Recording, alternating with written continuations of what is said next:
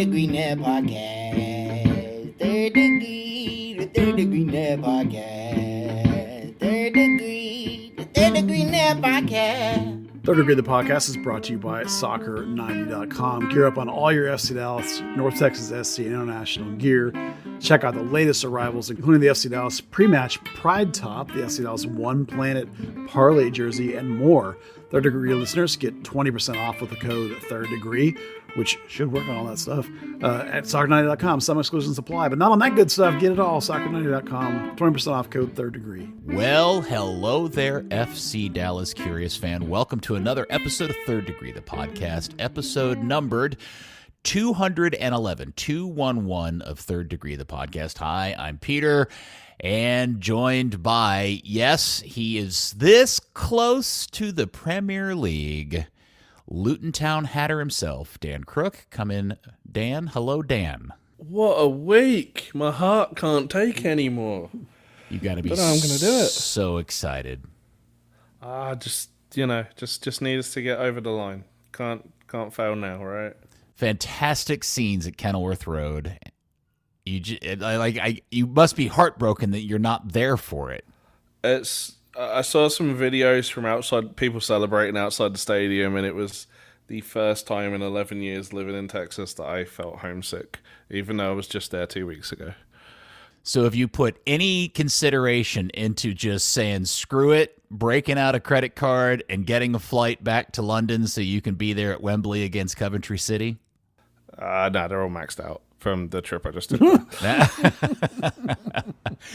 Would you like us to start a GoFundMe page? Yeah.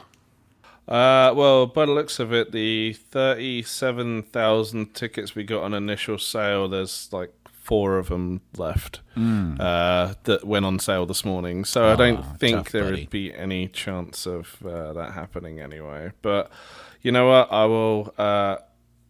will gladly watch the game on the 27th on ESPN Plus. What is it going to be? 10:45 in the morning. Yeah, whether that's just on my own crying in my living room or with people, be enjoying that day out for sure. We're rooting for you, pal. Totally rooting for you. And there, of course, is your hero, my hero, everybody's hero, editor, founder of thirddegree.net, and thief of other people's logos. Just kidding. Buzz Carrick. Come in, Buzz. Yeah, I'm the king of the satire parody bit, and some people don't like that, but I think it's funny. Yes, if you don't understand what we're talking about, Buzz has created and is selling a T-shirt that is a spinoff of the new World Cup branding logo that got released late last night. Yeah, it happens to be our 26th season doing this coverage of FC Dallas, so there's a nice big 26 on there and our logo, and we're celebrating Third Degree, so it's very cool. And it's very funny, and the logo's awful, and I got 1,000 questions how that came to be the way it is. But it's so bad. That's the fun of it, is how bad it is. I mean, that's the joy. Well, I'm looking forward to 25 years in the future when everybody goes, man, that is a classic design for a World Cup logo. It's so cool. I actually hope that they, quit this stupid stuff and go back to the traditional sort of logos, and that one will look really stupid in the course of the history of our lives as we look back on the World Cup. But I did see someone had compiled every World Cup logo, and even the ones that look a little bit off in comparison to recent ones that are a bit too busy. Nothing is as lazy as that one. The closest one would be Mexico. Was it the 1970 World Cup when it was just a soccer ball and then Mexico underneath it? But it was in that iconic Bauhaus font.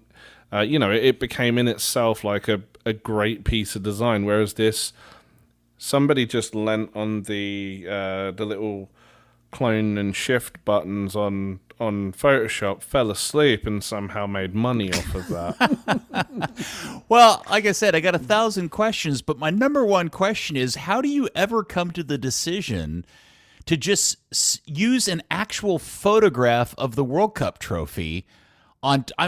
Like, the design itself is pretty shady, but to use an actual photograph to represent the trophy makes no sense from a design standpoint. Because that's all that was available on the free version of Canva.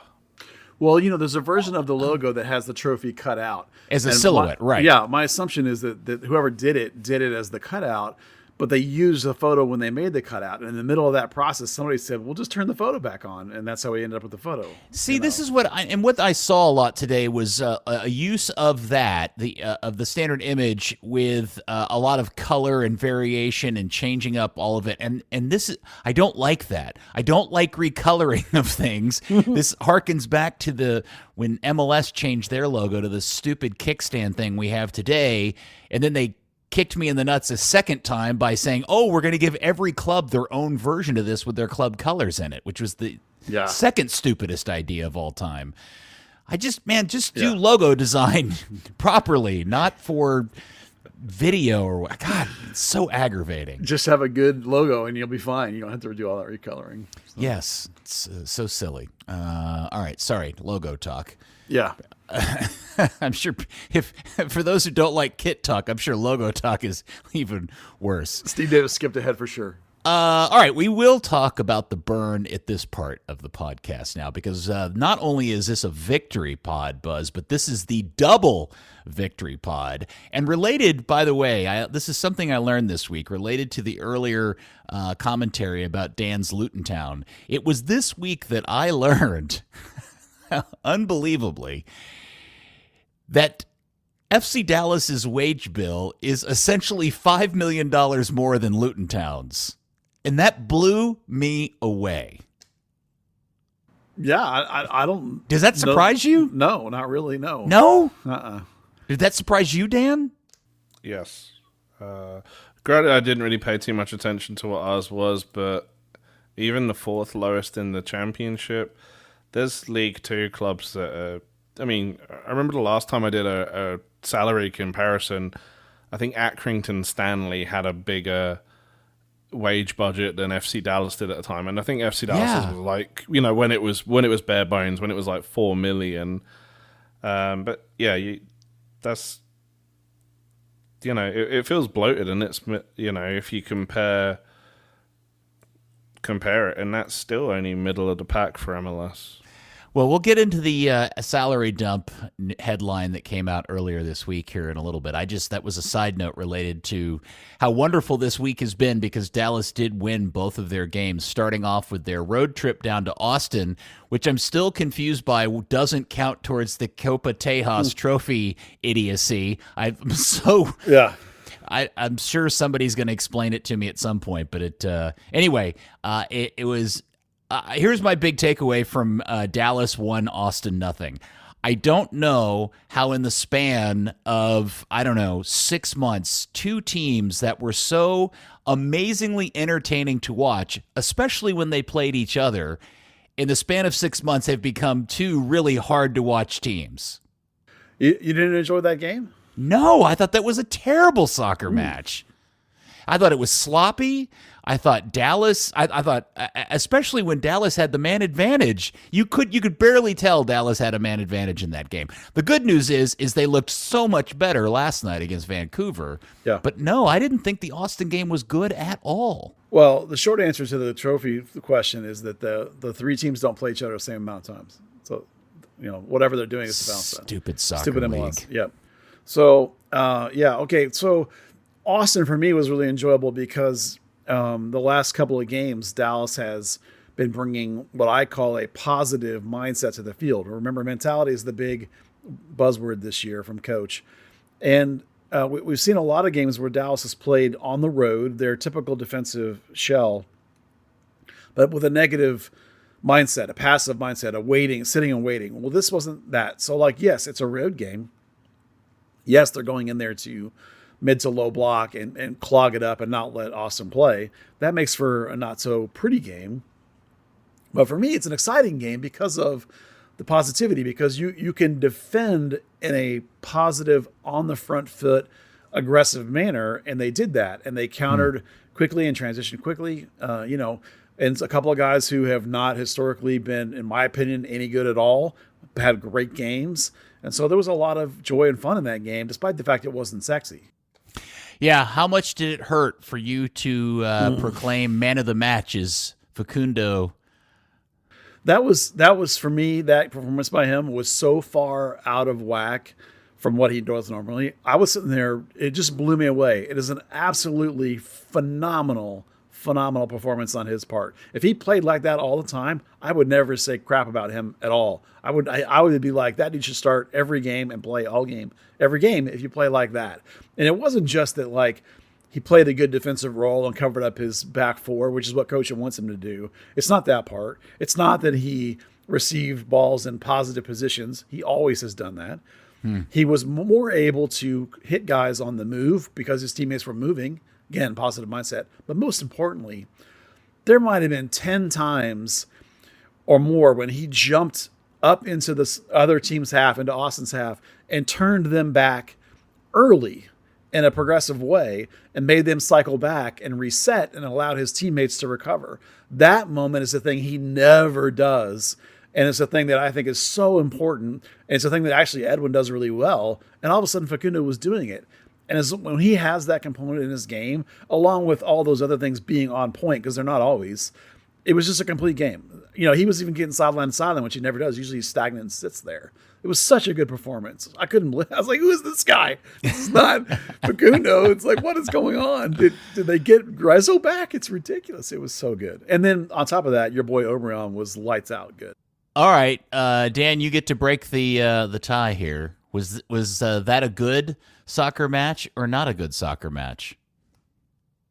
It was a good end to a soccer match. Okay, I'll give you that. So, yeah, I mean, a little bit tough to watch at times. You know, they're trying. You know, they're positioning this as a rivalry as it goes on, and it kind of played out like that. There was, you know, a lot of choppiness, a lot of, you know, little shitty digs and stuff, and chippy. That's the word I was looking for, not shitty. You know, you had that clash of heads first 5 minutes, legit with the little elbow or whatever that gave Alex Ring that black eye. Redes and his little stupid 8-minute spell in the second half. It wasn't pretty by any stretch of the imagination, but I mean, there was definitely some entertainment value to that. You know, it was, you know, good to see Paul Ariola kind of having a briefly positive comeback. You know, he definitely deserved a goal from the chances he had, and yeah, let's say I think it was a good end to a football match, if nothing else. All right, I guess I'm a little bit surprised at the reaction to the game based on the fact that Dallas played so much of the match with a man advantage and it almost seemed like it could never figure out how to take advantage of that. Now, luckily they did at the end, and all turned out well. I'm just surprised you guys aren't more critical of how that game played out. Well, I think... Especially, let me also say this, Yeah. based on the fact that I have no idea what in the world has happened to Austin. The difference between Austin now and 6 months ago, it's like two completely different teams. It's weird how bad they've gotten and how bad they've gotten so quickly. Well, for me, I thought with Austin, I thought Ring is a really good player. And instead of leaving him in the midfield, they now play him at center back, and that's part of their problem on a small way. But I think, and Peter, I always talk about context, right? So for me, I get a lot of enjoyment when I see this team playing poorly and playing badly like they were 2 weeks ago. And then for them right a ship and get it going in the right direction and see positive changes and guys playing above where they had been. Those things make me happy. Those things, I get joy from watching a game where that happens. Okay. In this That's game, fair. Dallas this season, they are who they are. This is the way they play. And so when I see them execute that in a good way, I find it enjoyable. Now, I don't find it to be pretty or beautiful or like it's not soccer that makes my heart sing, but it does make me, it's just the way I cover this team, right? I talk about the pathway to the pros. Like, I get a lot of fun and enjoyment out of watching guys become the pros I think they'll be, so it's the same sort of way. I see the team climbing up the standings, getting towards the best of the rest, as we call them right now, it's pretty exciting times. Yeah. I would say, when as I was falling asleep from watching this game, I was frustrated by the performance. I was glad of the result, but frustrated by the performance.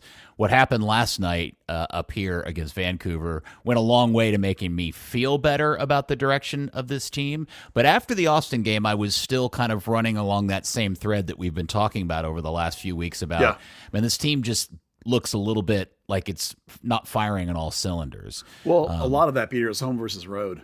Sure. You know, that's fair. Yeah. It's not just the home field advantage. It's just that Austin wants to come out gang blazing. Like why they didn't low block, which is the one game they've won against Dallas. It's the playoffs when they low blocked. Why they don't just do that and try and win the game is beyond me. It's the opposite of what Dallas does. You know, so Dallas plays differently on the road anyway. So it's not just home field advantage, it's the way they change the whole style. Not the whole style, but pretty dramatically change the way they do things. So the Vancouver game at home is the good home version. Austin's the good road version, if you will, of what they do these days. Well, there was one particular thing that happened in the game that I was enjoying, and I'll get to that in a second because it will lead into last night's game. But we should also mention that on the bad side of the Austin victory was the fact that there was a trio of injuries. Arriola got hurt, Leggett got hurt, Giovanni got hurt. What are the statuses of those guys? I'm kind of reading between the lines that the Arriola thing may be a long-term situation. Well, that sounds like it. They had all MRIs on all those guys, and then they haven't really talked about it since then. You know, in terms of the how long lower it's gonna body be. injury. Well, Paul and Leggett are both quads, and Giovanni's a hamstring. You know, Paul now in the last month has gone through a hamstring problem, a groin problem, and now a quad problem, probably all related. You know what I mean? I'm not a doctor, but those things are all hip bone connected to the leg bone, all that stuff. So he's been struggling for a while. Leggett, I couldn't even tell you what happened to him other than when they came out of the game, subbed him out, they were a little worried about him.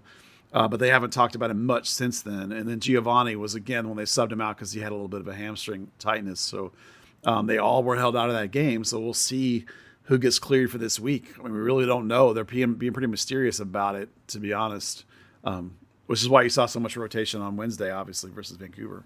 I was tempted to ask in the press conference last night for an update on it all. I kind of figured, maybe that's better to leave for the media availability. I didn't realize it was going to be tomorrow instead of today. So good going, Dan. yeah, maybe we'll find out.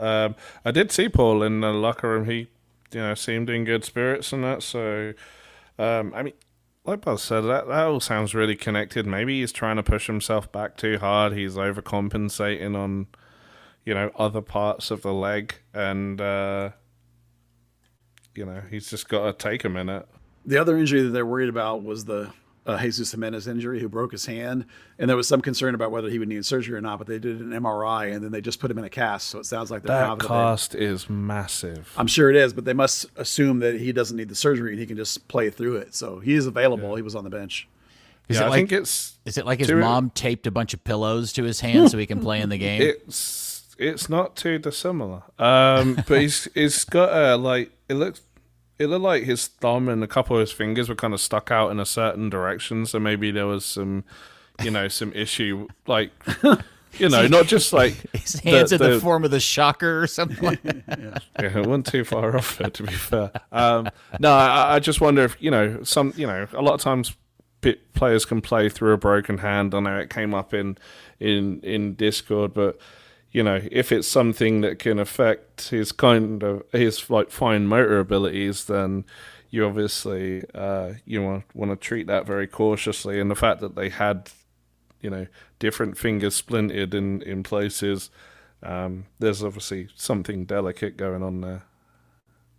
Crazy. Well, and just to prove that I can point out the good things every once in a while, watching Hayes. Well, first off, the pass from Ensebling was fantastic, but seeing Jesus finish to win that game in Austin and then celebrate the way that he did, man, that just warmed my heart to no end. My Dallas Burn heart was just all excited about that. I thought that was fantastic. You can tell that Jesus feeds off of some of that spice and hears, particularly the Texas fans, because he's now done that sort of celebration with Austin and with Houston. You remember last year when he celebrated and they were all throwing beers and cups at him and whatever. And that's right. Down in the end zone, they got a little throwing back started happening.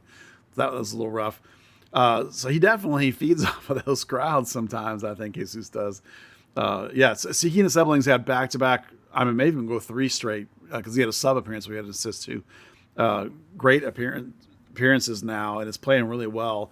A little more advanced in this one, in the Vancouver one, playing as a higher player with a double pivot behind him versus the Austin one where he came in and it was more of the usual single pivot. So good on Tsiki for doing good things. He might be really starting to make a case for himself that he maybe should start. It was kind of interesting. Tsiki said in the locker room yesterday, he was asked, Garrett had asked him about, playing a little bit higher up the field than normal. He was like, well, no, I mean, in my youth and college career, that's where I played. That's actually more comfortable. It's more of an adaptation when I play further back. So it's kind of nice to see that side of his game more. Yeah. Well, I will say, if I don't know who will deserve the credit, but if somehow they're able to power Ensebling into a legit regular MLS midfielder, somebody's going to need a bonus for that, from plucking him out of whatever college they pulled him from in his career, because he clearly has a whole bunch of skill sets, and more than anything else, he's got the drive that I love to see in a player. He just tends to overdo it a little bit here and there, Buzz. I think you and I have talked about how he just he's so skillful that he almost feels like he can't do something without skilling the ball a little bit instead of just passing it or moving forward. But if they can fix that in him, I think there's a nice little player in there, and somebody should get like a Christmas card for it. Well, it really shows up defensively where he overreaches because he's not quite, as Dan said, not quite comfortable there. He came out of first Coastal Carolina and then Oregon State, which are not necessarily programs that you go, oh yeah, grab guys from there. 4-year college player. But yeah, he's definitely learning defensively to contain himself a little bit. He did get a little winded, 65, 70 minutes. I was like, okay, he's wearing out. Let's start thinking about taking him out, not because he was poor, just because you can see guys start to flag a little, and he is a high intensity player. He's not used to starting. So it's not a criticism, just to, that like, if you wanted to beat him more consistently in games, you'd have to really start trying to ramp up his minute load over the next couple of games to try and get him up to that level. The fact that he's playing at a level where we're not at all worried about Paxton or Leggett being out, that's fantastic. And that's college scouting from Marco Ferruzzi, runs the college scouting department, and whoever else took a look at him at Oregon State when he was at the end of his career, and where he was mostly playing as a wing, although he would drift underneath all the time too. He plays wing kind of like Velasco does, in the sense of outside, inside, outside, inside. So not a hardcore run the line kind of guy. Well, Mr. Ferruzzi has earned himself an Amazon gift card on the behalf of the Hunts, if that's who is deserving of it. Now, that's going to save for the one comment that leads into the Vancouver win last night, 2-1 over Vancouver in Frisco. And I got to admit it, this has caught my eye. I was confused by it a little bit in Austin, and last night it actually made me kind of happy. But I'll be damned if Hot Air Obrian isn't actually showing us a little bit of something over the course of the last 2 games. And I'll even go so far, he was really good last night as far as Obrian goes. Well, you remember 3 weeks ago, I told you he was lights out in training and everyone laughed at me. Well, now you're seeing it. He brought what he was doing in training. He brought that to these last 2 games. So credit to him. The Austin FC one was good, but this one was really good. The goal, he made that first goal. Yes, was absolutely phenomenal. Oh my God, his work for that was incredible. Yeah, it's phenomenal. But even before then, Buzz, he had a couple of moments where he played the right pass in the box, and it just didn't, and something didn't get turned out on him. Like his decision making has gone from awful to consistently good in the course of like a week and a half. Yeah, the beginning of the year, he was completely out of sorts with how to play with this current group. And I don't know whether it was him, because he was around last year. So, maybe something they changed didn't click for him. But, like I said, 3 weeks ago, I started noticing in training that he was more on page and he was more dialed in, and the decisions are more appropriate. And he was starting to get lots of goals in training. And you can see it in these 2 games. The runs are better. The timing is better. The interactivity with other players is better. Yeah. The passes he's making are more connected and more. It's not just that the passes are connecting; it's they're connecting in positive ways, like on the move. Like he had the most shot creating actions, I think, in both games, the last 2 in a row. So he's playing tremendously. And he still managed to miss a sitter, but still have a good game. He's still around. He did, yes. It's not the finisher we all want him to be. No.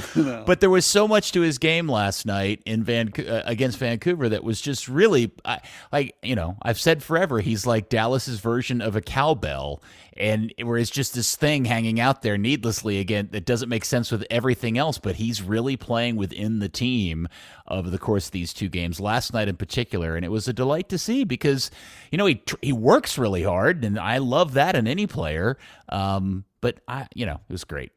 It's lovely to see, yeah. It is. So, as we said, Dallas 2, Vancouver 1, and I guess we should start with the bad part, which is how Dallas ended up giving up the goal, which is, look, it's just a mistake, right? It's just one of those things that happen. It happens at every level. I guess the real takeaway out of it is that Dallas was able to overcome it and win the game. Well, we've talked about this before. The Paz's relative weak spot is his feet. It's the reason he's not in Europe anymore. But the takeaway, the important part is that he took responsibility for it after the game, said, my bad, and that the team didn't fold. A lot of times in the past, we've seen versions of this team where a mistake like that would cause a team to fold and not be able to really recover, especially against Vancouver, who's been a bogey team for this club since like 2018 now. For the team to show some resiliency and be like, hey, no problem, dude, we got your back, and to continue to play and to come back and get the goals was those are the takeaways. Those are the signs that are positive about the team and the mentality, and make you feel like the team is in the place it's supposed to be in the standings. That these kinds of moments, when you don't let these things tear you down, are why this team's in third and not in eighth. Well, Vancouver had yet to win on the road, and luckily they're Vancouver. But to be able to get that win last night after going down 1-0 on such a terrible self-inflicted wound, and do it missing the 3 starters? I can't remember how many. Depends on how you define starters, but yeah. I mean, that's a big deal. Yeah. Anytime you rotate, nearly half your team, whether it's for injury or for rehabbing reasons, you have to be really excited when the play doesn't fall off, particularly at home, and you can maintain your method of play, you can maintain your style of play. It doesn't fall apart. There have been times where, even just like 3 or 4 games ago, when they did that road game and they played that wanky ass formation, and the thing fell apart from the get go. And we said at the time that was the formation and the selections that just wrecked it. The teams obviously knew it wasn't going to work, and they played like it wasn't going to work. Whereas these ones, they played a familiar shape in a familiar way, and they slotted in people in the same positions that they're supposed to play, and the same kind of players in the same positions. They know how to play that way. They know how to work that way. You can't just haphazardly change crap and expect it to be good. You got to have a methodology to what you're doing. And this game in particular showed that Dallas does. So when the lineup came out and we found out that Paxton had been sat, is he injured? Is it just a rest? Do we know? It's rest. Yeah. Okay. So the midfield 3 of Ensebling, Cerrillo, and Facundo, your tweet reaction to it was a bit of a surprise. How did that end up playing out tactically in the game? Well, yeah, the way they drew it in the formation was the same 4-3-3 that Dallas always plays, and you looked at that and thought Facundo is a 6 and Edwin is an 8. That's crazy. We have seen Edwin 6 with Facundo as an 8. They have played that way before, but that's not what happened in this game. It was a double pivot. Facundo and Edwin played side by side, and Tsiki was more of a free 10. Even for a lot of the game, he was drifting up high, almost next to Jesus, and they were almost taking turns, dropping back. Too much for my liking. He got too high, and Jesus got too far back.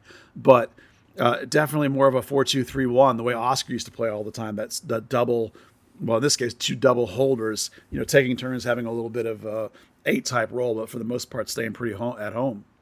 Let's see. So I thought what was impressive was Dallas's domination of the game through possession and passing, and the fact that they were playing with so many backups, especially sprinkled throughout the team. That was really good. Where I do think it got a little interesting, and I am curious as to your reaction as to how Estevez handled the fact they now had a 2-1 lead after Jesus's fantastic brace. and attempted to hold on for dear life the 3 points. Well, the first thing they did was shift to a 3-4-3, which I hated. They brought on a center back, and at that point, the two wings that were on were two wings that are not sorted to play a 3-4-3. To play a 3-4-3 properly, the two wings move inside and play narrow, and you almost have a box behind your high striker, and then your wing backs take up all that width on the outside. Well, the two guys at that time, I believe, without looking, I think it's Kamungo and Obrian. Well, those are the wrong guys for that. Those are the wrong guys for that shape. And I was like, oh, this is not good. And for about 5 or 10 minutes or whatever it was not good. And then they made another adjustment, and they brought off, I believe it was Jesus for Junka. And Junka is able to go in and shift that formation around and made it more of a 5-4-1, which is a much more defensive shape than a 3-4-3 is, and a much more stable shape. And it leaves your high guy on an island, but that high player was, variations of whoever was, Obrian I think was still in the game, and Kamuga was still in the game. That better fits them trying to get over the top and long, but you have this much more stable 5-4 behind you to try and close the game down. So the original adaptation was bad, but then they, shortly after that, spun it around. It may have only been, it was 10 minutes, 10 to 12 minutes based on the timing of the sheet, because it wasn't good. It wasn't good at first. Dan, did Dallas get lucky they didn't give up the 3 points? No, I thought I didn't like that it was 15 minutes under the cosh, but they adapted well to everything Vancouver did. Vancouver were playing pretty much a flat 4 up front at one point, just trying to bomb balls over the top to Casado and the 29. I thought the use of the wide mids or wings was smart. Junker played fantastic in his moments, made a couple of big challenges, and Bernie too. Bernie won a couple of vital free kicks, made some great stops down, tracking back, especially with Casado on that side, with Emma there, sometimes you have to have that little bit of extra cover because he'll get a little bit aggressive in chasing the ball. Coase in the middle with the 29 on him. There was a moment where he had a point blank header off a ball over the top, and Coase was able to kind of just pressure enough that it wasn't like he wasn't able to get everything behind it, but it was, still a 6-yard header that Pars had to stand up tall to. So, no, I thought they managed it well. I thought it was, coach's adjustments were great. I thought the effort was fantastic. This isn't the Vancouver of old. This isn't the hopeless team. This is the team that has not lost a game up until now to FC Dallas since 2018 and hasn't lost a game in Frisco up until last night since 2016. Oh, there's a fun fact for you. Yeah. I have to give Garrett Melser some credit because he tweeted out this, what I think is a stunning stat. Jesus has got 8 goals this year. 5 of them are game winners. Wow. That's a spectacular rate of impact and value. And I had noticed during the week that his goal efficiency is he's damn near 30 to 40% goal to shot on goal ratio. It's astronomically high. It's just clinical as hell this year.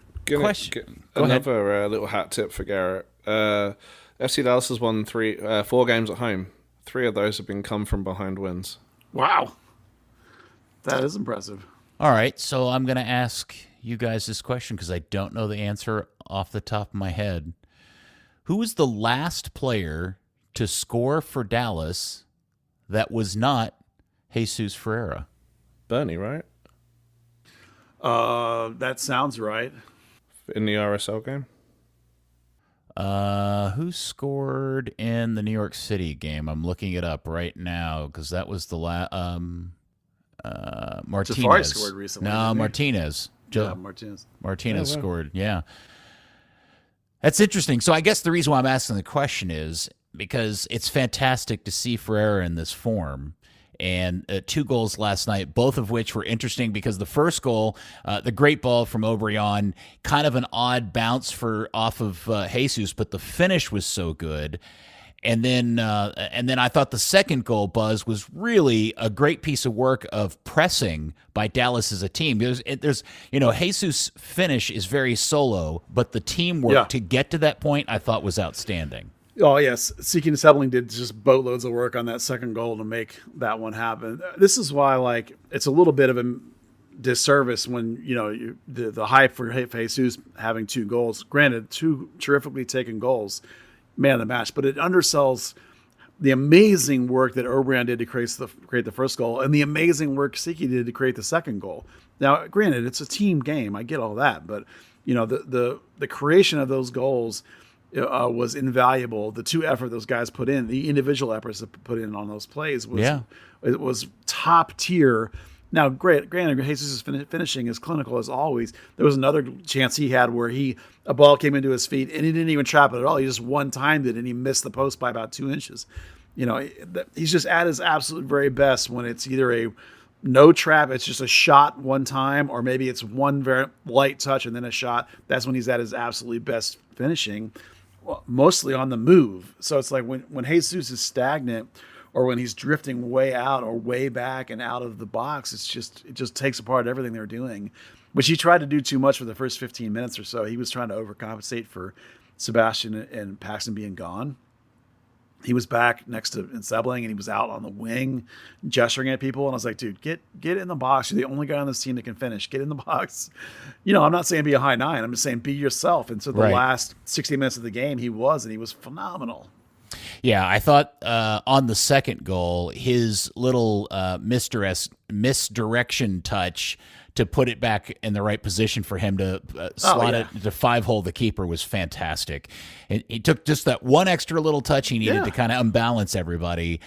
It was top notch. But the question that I do want to ask is that considering the run that he is on, that dating back to April, the only other people on this team that have scored are, as we said, Martinez and Kamungo. And then, of course, Quinones scored in the game against Portland. He is pretty much the entire offense at this point. And I'm wondering, is that a problem? Yeah. Well, Velasco missed a month. Areola, we know, is a mess, and now he's hurt. Leggett is a mess, and now he's hurt. Paxton, the one weakness he has is the final assist or the shot or the goal, which he's not getting, that Tsiki is. There's definitely some issues with the collective offense on this team. There's a reason why Jesus is an MVP caliber player and an MVP discussion player, because if you don't have him, we don't see enough out of Jimenez to make us think he could do it. Mulato's nowhere close to being able to do it at this level yet.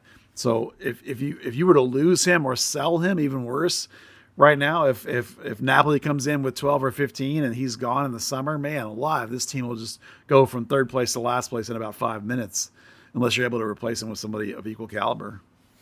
Well, with the result of both of those games, Dallas now pushes themselves out of 4th place. They're up to 3rd, and lo and behold, Buzz, as weird as this sounds, they are a mere 2 points out of 1st place. With a game in hand, no less. Seattle has played 13 games and has 23 points. LAFC has a game in hand on Dallas on 22 points, and Dallas has played 12 and has 21 points. You got to remember that St. Louis lost their striker. They were undefeated until he got hurt. Right. So he'll come back. They'll be good again. LAFC is currently distracted by the Champions League that they're about to win. Right. So Seattle also was in that and is also really good. So I get that this is what we talk about. They lost to Austin, Buzz. They suck. They did. Well, that's the thing we talk about this team, right? We have reasons that we talk about all the time that we think this team is not of the caliber of LAFC and Seattle yet. But we'd say also that they're the best of the rest. They have the ability to grind out points at home and the road. It isn't pretty. It's not beautiful. A lot of it is down to Jesus. It's Jesus is in 3rd place, not by himself. It's a team game. I get that. But nothing else is working the way you would want it to work yet. The offense isn't there. The defense is slightly worse than last year. There's been guys that have been hurt in that shape. Guys are getting a little bit older in that space. It's not of the same caliber. And yet they're doing great things in the standing. They're getting results. Well, that takes us to another Texas Derby match. They play Houston. It is down in Houston, isn't it? No, it's here. Yes, Oh, it is. Oh, no, that's right. It is here. That's right. So Houston comes to town. The Dynamo are in town this weekend. Buzz, what are we looking forward? How are you feeling like the rotation works out for Houston? Well, that's an excellent question. They have not yet updated the injury list, so we'll assume that the injuries are bad enough that those same three guys are missing. Giovanni Jesus, Paul Arriola, and Sebastian Lletget. I would imagine you won't get them back. But Paxton will be back. I would think that Nkosi will keep a spot because he's back in and he's a little bit younger. And since you rotated in Martinez midweek, I think you'll rotate him out and bring Ibialga back in this weekend. I think there's no reason Farfan looked a little brighter, so there's no reason not for him to keep a spot. But I think any of us would be perfectly fine if he were to choose to rotate in Junka, because Junka's been playing quite well. I didn't watch Plus, Farfan it's his last old game. team. It is his old team, but it's not like it's the team that developed him. I mean, they drafted him, but there's not like hard feelings there or anything. It wouldn't shock me if you rotate him. But what I'm saying is I didn't watch last game and go, oh, Farfan needs a game off. So you could go either way. You could like start Farfan and bring Junka in at 60 or something, and it would be perfectly fine in terms of rotation. No Giovanni, so Ema has to go again. So whoever sits might have to come in for Ema instead of Junka or Farfan on the other side. That's the biggest question: is like how long is Giovanni out, and how much can you burn up Ema trying to play him 90 minutes all the time? But I think that they'll probably, given the way Facundo's playing, they'll stick with Facundo, bring Paxton back in with Ensebling, and the front line will be the same. It'll be Velasco, Jesus Ferreira, and Obrian. There's no reason not to just keep playing those guys. You have ways to mitigate their workloads if things are going the way you want them to. You got Jimenez to come in, you got Bernard to come in, you got pieces that you can shuffle and make it work just as they have every game, really. All right, that game is at 7:30 this Saturday up in Frisco, and it is not one of the free games on Apple TV. They will finish out May with the big road trip out to California to face off against Lucci Ball in San Jose. That game will air at 9:30 Dallas time, and again, it is not listed as one of the free games. So good, exciting times coming up on the field. And for a schedule that we thought looked pretty dodgy, Dallas has navigated it quite nicely so far for the month of May. Yeah, this is the month of the heavy workload, and they've managed to rotate in and get guys half games off or full games off, and it's made a big difference in terms of maintaining your quality over the month. All right, we'll talk about the salary, the biannual salary reveal here in just a second. I think it's probably important to get to this other piece of news first, as it will relate to that, which is Dallas looks to be getting back a couple of their loan players. Justin Che is not going to get bought by Hoffenheim. I think that is, well, I mean, and Dante Sealy is probably coming back from Europe too. But the reason why the Che thing for me, Buzz, is important, and I'm not sure people are thinking about this, is I really wonder how much Dallas was counting on Che getting sold to help power purchases in the future. Yeah, in case anybody missed it, Hoffenheim said that they're not going to buy him, and that he's gone to the U20 World Cup, and that after that he'll just come back to Dallas. He won't go back to Hoffenheim. I know, or I hear, or I understand that Dallas is relatively low on the TAM and GAM funny money that they would need to make a summer move, and they were kind of hoping that Che would bring in some money on that. But at the same time, it also looks like Reynolds might possibly get sold, and there's a kick on. Richards could get transferred, and it could be a kick on. Pepe could get transferred, and there's a kick on. All that stuff will trickle down and get Dallas more of that funny money. The trick is, when will that stuff come in? Will they have enough in order to do something this summer?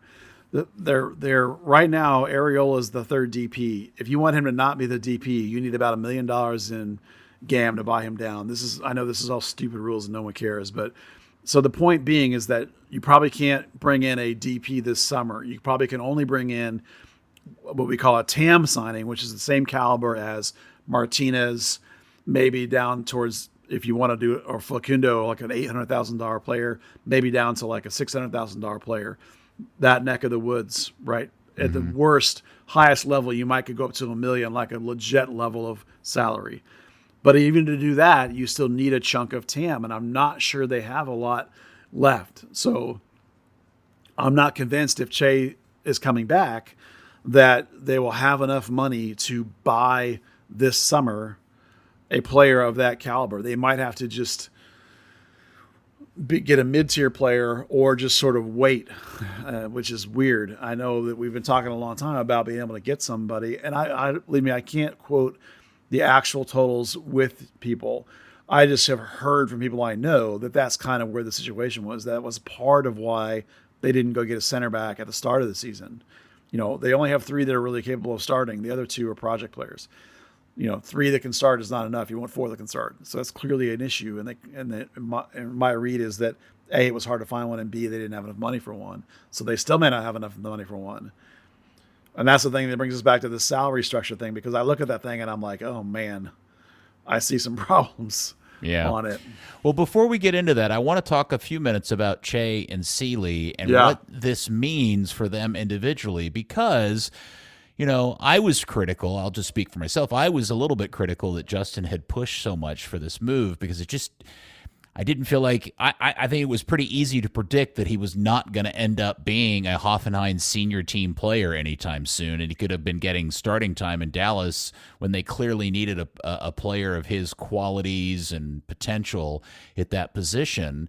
And Hoffenheim wasn't even playing him like in their reserve team down in the whatever lower division that is in Germany, which really makes you wonder about what his growth path has been and where he is in terms of form and everything.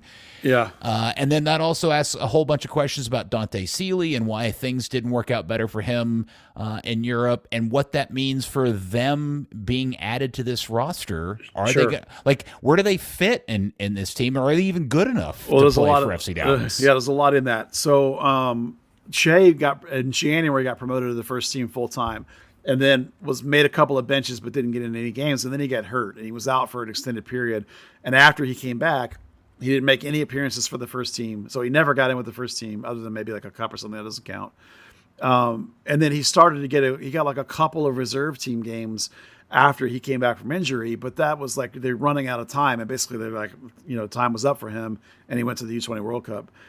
And they basically don't want him. But they were mostly using him as a right back. And whether you like him as a right back or center back depends on how willing you are to play a 19-year-old as a center back, probably.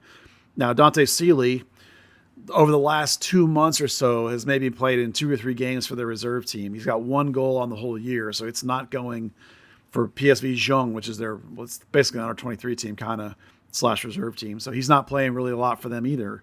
So we don't know for sure that he's coming back, but it seems like it. Now, both of those guys are very talented. They're both players with potential to be really, really good. Excuse me. But if they're going to come back to Major League Soccer and they're going to be involved, their mentality's got to be there. This is not a criticism of them. They're both phenomenally talented, but you have to want to be here and you have to do the work. This coach in particular likes warriors, right? He likes guys that grind. He likes guys that bring it hard every day in training. So these are 2 young guys you're talking about, 119 and 120. They're both guys that don't necessarily, and this is not a negative, everybody's different. Ryan Hollingshead got traded out here fast. Same thing. He didn't crush it in training every day. It's just not, there's a different kind of players. Not everybody's Paxton, who tries to kill himself in training every day. So if you're going to work your way into this team, you're going to have to come back and impress this coach. You're going to have to try and do it over the back half of a season. He doesn't necessarily like younger, inexperienced players. These guys are going to have to look at perhaps playing for North Texas when they come back, right? I mean, if Che's at right back, he's 3rd when he walks in the door. At center back, he's at least 4th, if not further, because Nolan's been playing really well because he's been here, and of course, I got in a game the other day. So in terms of roster fit, Che can be on the reserve roster, which is better for him. Dante Sealy, however, because of his salary, has to fit on the senior roster. That's tough. It may be that one or both of them walk in the door and are instantly loaned full-time to North Texas on the books. You know what I mean? They might trade with FC Dallas every day, but they're not going to be on the books necessarily because of the cap and money and roster slots and all that garbage.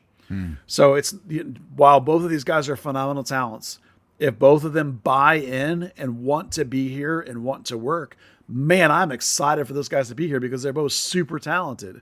But those aren't givens, and it's not a given that they're going to walk in the door and be able to start or play right away. This coach ain't like that. Now, they're both really good, so maybe they will walk in the door and kill it and be right in the mix. We'll see. But the odds are long that that's going to happen because that's not the way this guy does things, right? You've watched this team enough with this coach to know that. So it's going to be an interesting question, and most of it's going to be down to the two young men themselves, whether they want to be here, and maybe their agents will even work out some of their loans for them or something. You never know. Well, that takes us to the biannual reveal of the salary dump done by the Players Association. And once again, I have to say, I'm delightfully surprised year by year to find out that the Hunts are spending the idea that we're in a world where the Hunts are spending $15 million on player salaries continues to surprise and delight. Well, there's a couple of problems on this roster. I didn't say they were spending it well. Just the fact that they're willing to spend it delights me, Buzz. Well, Jesus's number was what I expected. Ariola's was like much higher than I expected. Velasco's about what I expected. Jimenez is what we knew from coming from Toronto. The one that was the biggest head scratcher was Leggett because they had him on a almost similar number last year, and then they extended him for 3 years at the age of 30. And usually when you do that, you get a buy down. There ain't no buy down, man. His number went up. It's like, so now you have Leggett on $1 million for 3 years at the age of 30. Now, Durant, that dude keeps himself fit. I get that. But look what he looks like right now. He does not look like a guy that's dealing well with being 30. Now, granted, a lot of that might be the head space. Obviously, there's a declining value because the Becky G factor is no longer there for the marketing purposes. So you wonder about all that stuff. And a lot of this stuff that, like, I look at here and I see numbers I want to get rid of that you think, oh, if you want to improve this team, you got to get out of these contracts. Man, these are not his contracts. Facundo, Martinez, Obrian to a certain extent. The Jimenez trade, you're going to have him on $1 million next year. If you have to eat his whole salary again, we'll find out whether they do or not. Ariola is now up damn near $2 million when he gets his guaranteed monies in there. They've really handcuffed themselves in a lot of ways. Granted, there's 4 or 5 contracts you could get rid of this winter that would get you a couple mil to make me do some stuff. But man, some of these other ones I worry about. The biggest one is I like Sebastian Leggett, but $1 million a year in this league for a guy that's going to be in his 30s to me is, especially as meh as he's played this season. The back end of last season was great. Don't get me wrong, but the older you get, the harder it is to reproduce that, as we're witnessing. So it makes me nervous. Who's the worst deal on Dallas's books? Well, that depends on how you value players. I mean, I think you can make a case that Leggett's is, but for me, it's Facundo because I don't think he's any better than Edwin, and he gets paid $700,000 more. Martinez is actually in line with where his ability. Ibeaga's is a lot more than I thought it would be. Ibeaga has not big time starter, but has somewhat starter money at 500 something, which was higher than I expected. No, is that what it is? How much is it? Yeah, 500 something. So it's like Martinez is on more than him. He's on 700. Yeah, I mean that's okay for Martinez. I sort of buy that. Ibeaga being starter money kind of confused me. The worst one for me is that Hedges is only on 700 with Toronto. And I'm like, oh my God, I would have happily given, and listen, I know Hedges is in his 30s. I know he gets banged up, is not available, but so was Martinez.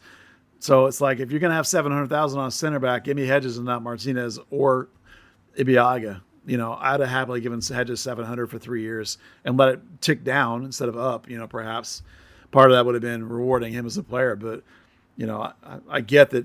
Listen, I was one of the first people that said, I totally understand the money move. Well, that's when I thought you were talking about $1 million or $1.2 million. Right. Not half that. At half that, I would have happily kept him. So yeah, that was curious to me too. I was very surprised Matt's not on $1 million.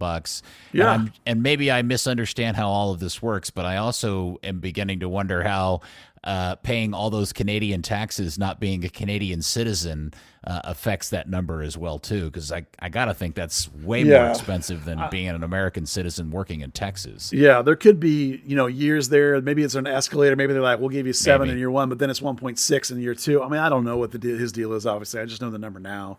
And I say 700 for Hedges or 700 for Martinez. I'll take Hedges 10 out of 10. All right, Dan, who's I'm assuming you've looked into this enough to answer this question. What's the best bargain on the books for Dallas, Dan? It is absolutely clearly, to me, Tsiki at 85. You've got an off-roster spot, a guy's not making a whole lot, and he's contributing pretty big right now. I'll throw you in several names on that. Paz at 300. Giovanni Jesus at 250, Nicosi at 240. These are base numbers. Ebon at 150.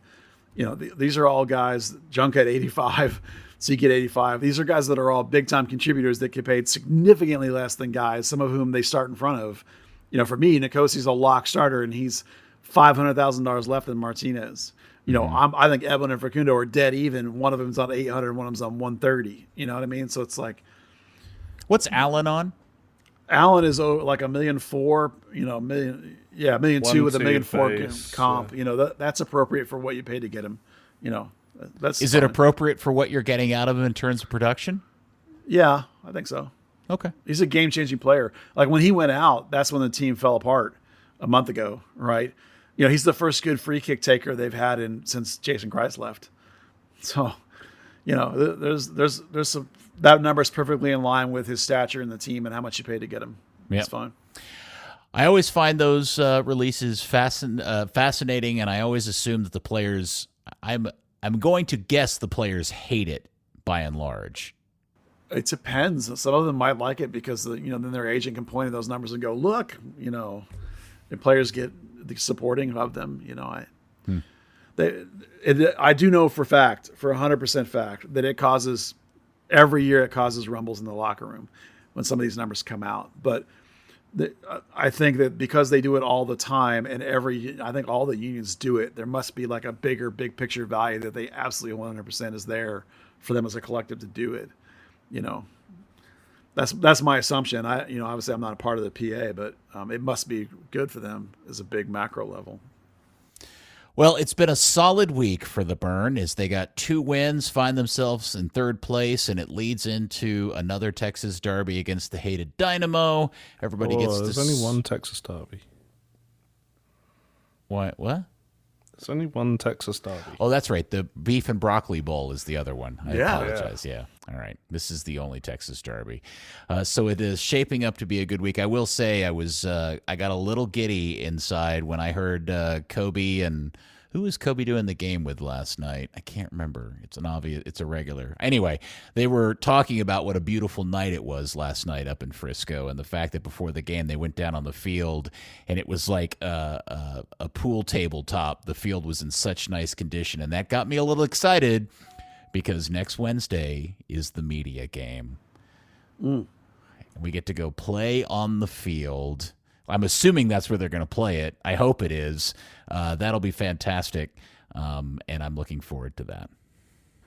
Well, enjoy that. That'll be fun for you. Yes. Dan, are you going to play in it? Yeah. All right. I think. Yeah, looking forward to it. Hopefully, won't do my Achilles again. Oh no! Don't do that. You didn't injure it in the last one, did you? Oh, I missed the last one because I'd injured it in supporters game on the field a few weeks before it. Right. Exactly. All right. So I have one last salary question for you. Oh, okay. You think Hector Herrera is worth $5 million a year? I don't know because I haven't watched Houston essentially since he joined the team, and I have no idea how well he is or is not playing. He's playing a whole lot better. I don't know if it's worth $5 million. I'm not sure he'll be worth $5 million over the course of his MLS career. Yeah. Well, is there any? So take any of the big player salaries that you see on the list, and by big I mean somebody making $5 million, $7, $8, $9, whatever the number is. Are any of them playing to that expectation in your mind? Like Shaqiri's not playing anywhere near what he should be for the amount of money that Chicago's paying him. Yeah, Carlos Gil, Mukhtar. How much is he getting? Mukhtar's on 2.9 base. He's league MVP. Carlos Vela's on 3. Charles Gilles on 3.2 base. See, I think those guys are overplaying the amount of money they're making. I'm talking about these guys that are on 5+. Is anybody playing their worth? The two guys in Toronto aren't. The top guys, Douglas Costa's not. No. Drusy was, but he's hurt. Okay. Okay. How much is he making? Let's see. His base is 3.8, $6 million with bonuses. Yeah. I mean, Inzaghi in Toronto, no. Shaqiri, no. Chicharito, your mileage may vary. I mean, I think my point is that it's nice to brag that your team's willing to spend that kind of money, but more often than not in this league, the guys that are making that ridiculous coin are absolute crap on the field.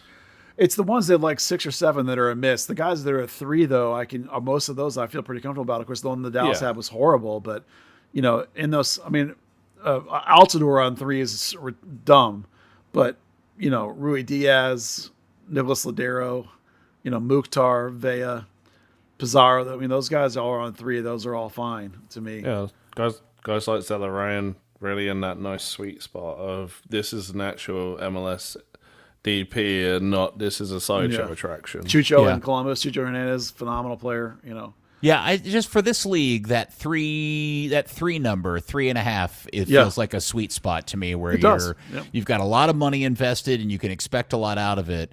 I think it's when you start to eclipse and get into the 5+ that you're just like, that guy's wasting your time. LA's Bianca is 2. I mean, there's Thiago Almada 1,650 in Atlanta. Some of the goals he scored this season have been insane. Yeah, no, they should be paying him that per game the way he's playing this season. It's ridiculous. Well, good stuff. Also, by the way, the big news this week, MLS has announced San Diego officially. The idea that whatever that dude's name is paid $500 million, which is more than Saudi Arabia paid for Newcastle. Buzz is just the most ridiculous thing. It's just so stupid. And I've said I will share this story. So back in the mid to late 90s, the radio business began to undergo consolidation. Where, I mean, historically in any given radio market, at the most 1 or 2 radio stations were owned by one company, like an AM and an FM, and maybe there were a couple of AMs and an FM all mixed in a small group. But that got regulated, and larger companies were able to buy these smaller companies and suck up these radio stations. Well, in the late 90s, this was happening at an incredible pace, and companies were spending insane multiples of cash flow for these radio stations. And back then we all knew that they were overpaying by an insane amount of money, and this was not going to end well, and it didn't. And that's the same vibe I have right now when I see these MLS franchises going for $500 million. I thought $300 million for Charlotte was stupid. $500 million is just pure idiocy, and I have no idea how this ever works out well for those people. Well, it's pro rel not being here increases the value dramatically of MLS franchises. There's a lot less risk. The other side is that these guys are making long-term plays, right? This league has continued to successfully grow. They're watching the League AMX, conglomeration happening. There's only going to be, after this team, it looks like there's 2 more spots, and then they're going to be done. So it's like you're running out of chances to get one of these teams if you want one. So the price is going to keep going up for the next 2 after this one, because that's going to be it, supply and demand. So that's why you're getting these numbers. And these guys are making bets, this is a bet like Jones buying the Cowboys for $180 million and now it's worth $8 billion. These are the kind of bets they're making. These are 50-year bets, generational bets. So they're playing a different pool than you are. Yeah, well, I get it, but all those radio companies were playing that same bet back in the 90s that they were overpaying for these radio stations, and having them all under one roof was going to be the right play. And man, it just blew up in their face.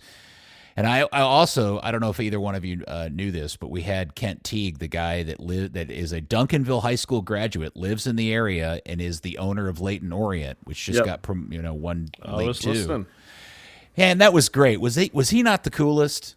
It was cool. Yeah. He was great. And in the fact that he tried to buy an MLS club and is still interested in buying an MLS club, I thought was an interesting take. He just says their valuation is way off of my valuation. Yeah, remember, Peter, that this guy's Egyptian, and the Apple TV thing opens up the whole world in a lot of ways, right? So I think people are seeing a even greater than U.S. value. Like, the United States, this league is already moving, easily into the top 10 leagues in the world.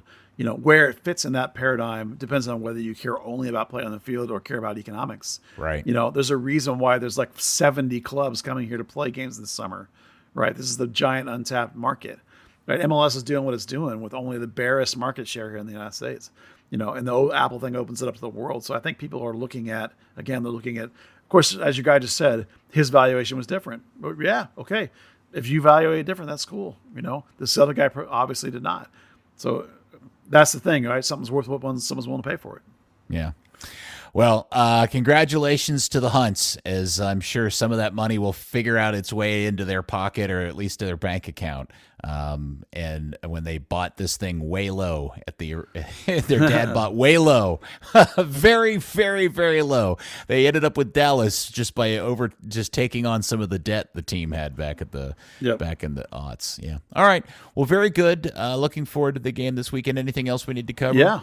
I got one more thing, Peter, and I think you can contribute a lot to this one, and I think I have a lot to say about it too, and maybe Dan might as well. That's the Apple 1 month trial, free trial thing. Floated. Because there was a lot of people that immediately said, LOL, MLS is dead when they saw that thing, and I think you and I probably have different takes on what that means and why things like that happen. Do you want to take a run? Yeah, no, you go ahead. Go first. All right, so the first thing that pops in my mind is that, of course, at the beginning of any kind of new thing, you get free runs of it, right? I get, from all the various services I have, systems, I get free, like a week of HBO free, or I get Sunday Ticket, a couple, like, might have a free weekend, or and these are some of the biggest players in the world that are doing these kinds of things, right? A free one at the beginning of some service, a free month is not surprising. The reason why it's now and not the first month is because this was a brand new product. This is my opinion. This is a brand new product from people that didn't really know that they had all their ducks in a row when the season started. So it's not surprising to me that they waited for 2 months to feel like they got a lot of the kinks ironed out before they rolled out this free preview. And whether or not you think this is like the numbers are not there or whatever, I would also remind people that one of the biggest reasons to do this unified deal is what, in a business term, I would call economies of scale, which is that you're bringing all these things under one umbrella and saving money. And the most specific and most important part of that was the idea that they were going to build a centralized facility like the USL does and do all their games out of one centralized facility. That takes at least a year, maybe 2 years to do. So the real money saving and money making economy of this deal won't even kick in till a couple of years into the deal. So decisions aren't going to be made about the long-term legitimacy of this package and whether it's viable and whether it's going to work on season one. Certainly not the first month of season one. This is a long-term play. It's a long-term package. You're not going to really find out how the economies are going to work until you get into maybe season 3, when you have that facility and that revenue, that cost control structure in place. It happened so late this year that a lot of the deals for crews and trucks and equipment were all last minute, not good deals. They were just thrown together because you had to do it. When you're going to talk about bigger, better deals down the line, that between now and the facility being finished, you'll get some more economies of scales there too. So those are my takes on the MLS TV free month offer, is that A, these things happen all the time, and B, it's not a panic kind of thing. It's, the real idea is something that's still 2 years away. Dan, you got any thoughts? I 100% agree with Buzz. I think everybody wanted to jump on and label this as some sort of red flag indicator that things aren't going well. I think this was probably planned out in advance because the product was so unknown and so new, and first impressions are so valuable that the idea that you were going to give everybody an opportunity to, watch it for a month and it be a disaster was just too risky. So waiting makes sense. The other thing that I would throw in that on top of what Buzz says is that the smart play in this is by waiting until this point and making the free month available till the end of the season.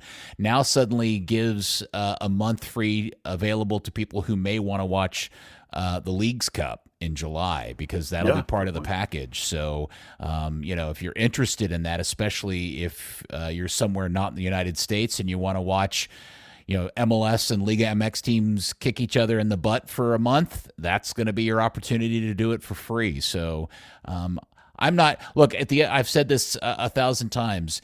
Apple as a company could buy MLS as a league in its entirety with the money it can find in its couch cushions in Tim Cook's office. Yeah. This is not a concern for them financially. It's a rounding error. And this is 100% an experiment for Apple. This is a playground for them to try to figure out how they make this work so they can go chase bigger and better things. And it's a lifeline for MLS.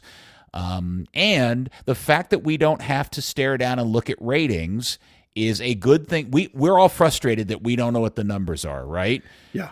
But it's a bonus to everybody else that's related to this. And so I think everybody is a little too quick on the take to be, waving red flags and predicting doom and gloom. Yeah, I think you cannot undersell the idea that because of the relative cost of this compared to other sports, that this by Apple is almost like a show off, like a demo. Like, we're going to get a year or two into this. And I'm telling you, the people I know in this business have told me flat out that the other leagues are all watching this, not just in America, around the world. Yes. Some of this is a show off by Apple. Look what we could do for you. If you get in bed with us, we could do this, but at your money level, you know what I mean? And at your client level, because the logistics are there, logistics work, and the logistics are functional, and you can get in bed with us and go worldwide with your product. The pros, obviously, video quality, the feature of being able to do the synced audio of the home game, and especially when they're able to add both the home and away clubs so that you can listen to your local coverage, I think is a huge feature benefit. And now, today, apparently, they announced that at least on the 4K Apple TV box, you'll be able to watch 4 games at the same time. Like, not picture in picture, but picture in picture in picture in picture, all at the same time. So all those games that are streaming live at the same time, you'll be able to do that specifically and only on the 4K version of the Apple TV box. It'll be interesting to see if they add it to other things. Man, they're bring it to my smart TV. I'm gonna be mad. Yeah, well, there's a power. That's a computing power fair, thing at that point that maybe smart TVs can't pull off on themselves. But my point being is these are all things that they're trying that makes this a valuable deal. Now, the cons, I do think there is an open and interesting conversation to be had about the vibe that outside of the hardcore MLS fan, the awareness level of what's going on in the league feels really off compared to any other season, because I don't think people are watching the league at all in the same numbers as previous seasons when the games aren't available the way they used to be. So, those things will all balance themselves out. But to your point, Buzz, if you are whatever league and you're looking for another partner coming up on the heels of this Bally stuff and things like that going on, the idea of hooking up with Apple with all these features and benefits is probably looking pretty good. Yeah, there's the rest of the landscape of regional sports networks is just an absolute disaster of a sinking ship. And knowing what I know about these kinds of things, I feel so much better about the MLS position with this Apple TV deal than I did. I mean, think about how for 6 years, FC Dallas, maybe it's 27 years, never had a deal that gave them money. It was always at best a break-even swap of inventory. In worst-case scenarios, they were paying through the nose for their TV deal. This is the first time they've ever had one that gave them money. And that's so much better and so much more stable with a company like Apple TV than the sinking ship that was Bally's, Stadium Sinclair, whoever you want to call that company. Dynamo is what the actual subsidiary was called. It's FC Dallas for sure is way better off now. I bet you every team, maybe 2 or 3, is way better off now in this league. It ain't the NHL. It ain't yet. Not totally. It's close. It ain't anywhere near the other ones. So they should be happy and excited, I think, to be doing what they're doing. Very good. Like many things with this league, very much to be determined, but so far there are some clear pros and cons to it. All right, anything else? No, that's a lot. The MLS Academy season is winding down, so sometime soon I'll have my summer homegrown watch list update sometime soon. So stay tuned for that. Third Degree, the podcast, has been brought to you by Soccer90.com, the place for all your FC Dallas, North Texas Soccer Club, and International Club gear. They got everything you can want. A bunch of new FC Dallas arrivals, the pre-match Pride tops, the one parlay jersey, which is the Adidas recycled jersey. Third Degree listeners get 20% off everything in the store, including all that awesome stuff. Some exclusions do apply, but almost everything in the store, all that awesome stuff. Soccer90.com, code Third Degree at checkout. Dan, when we do this next time, will you know the fate of Luton Town's promotion situation? No. Playoff finals the 27th. Oh, not till the 27th. All right. Wow, it's a little ways off. I thought it was this weekend. All right, well, very good. Well, thank you, Dan. Thank you very much. As always. And Buzz, good stuff. Oh, thank you, sir, and thank you for hosting. Yes, as always. And thank you, FC Dallas Curious fan, for listening. We will be back next week on another episode of Freshly Squeezed Orange on Third Degree, the podcast. Jesus is back. Third Degree, the Third Degree Net Podcast. Third Degree, the Third Degree Net Podcast. Third Degree, the Third Degree Net Podcast. Third Degree, the Third Degree Net Podcast.